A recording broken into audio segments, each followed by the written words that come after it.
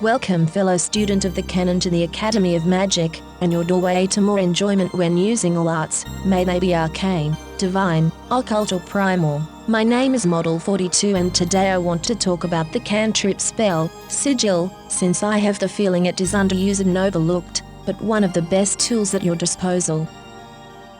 Before we go further, I just want to add that this video is based on my own rulings as a dungeon mistress in online research which did not find any help or clarification, including the official errata of the core rules. If you think I got something wrong and can point to the rules to explain it, please do, so we all can use this spell to its full potential.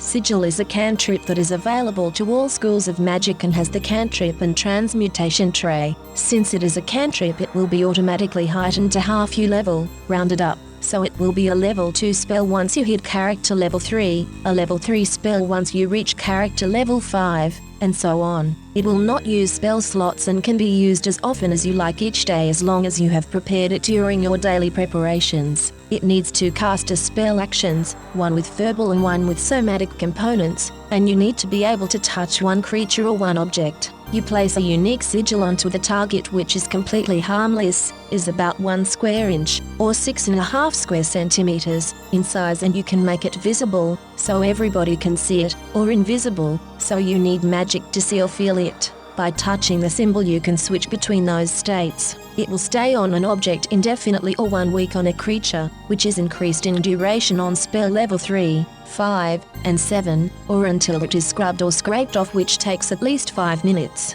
I have to add that it is not specified clearly if you only have 1 symbol which is unique to you, or if all symbols are unique and can look like whatever you want. Since there are no rulings that I found in the book or online, please ask your dungeon mistress how this spell shall work in your group. With that out of the way, why do I think this spell is so good? Because you can use it in so many ways. How about a few examples off the top of my mind then? First off, and that is by far the best and coolest use for this spell, you can mark your way through a dungeon with this. Since you can place as many symbols as you want, it is nowhere stated you can place only one or that one fades after the other. Also, you can mark a person, making it easier to follow the target or to identify it. If you have a big house, you can mark independent spots of importance, like traps or chests or hiding places, which is also great in dungeons, for good or evil purposes. If you are part of a guild, you can use it to mark territory or inform your other members that you are here. Also possible in a cult or organization, kind of like a thief's code of symbols if you will. If you can indeed create different looking symbols, how about a magical game of charades in a tavern or you're in room with your buddies? That actually sounds like so much fun. Also, you can mark your crafted items with your symbol, or an item you want to be tracked, which makes the invisible part and detect magic very important. Maybe you run a special club and only people who paid and got marked by you can enter the club from now on or today. With these symbols alone you can already see how flexible and useful this spell can be, and whatever you can think you can do with glowing or invisible symbols can also be done. The pictured character,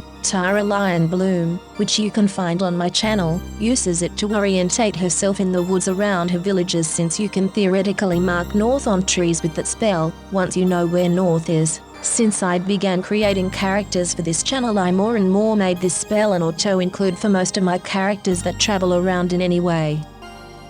But enough from me. What do you think about this spell? Do you use it? Do you think it helpful, or is it not interesting for you at all? Tell us in the comments, and do not forget to subscribe for more content and guides, and leave a like if you found this video interesting or inspiring. Each click you make helps out and is greatly appreciated. Until next time, I will see you somewhere in Galarian, my friends. Just look for the magical 42 on the walls and trees of this world.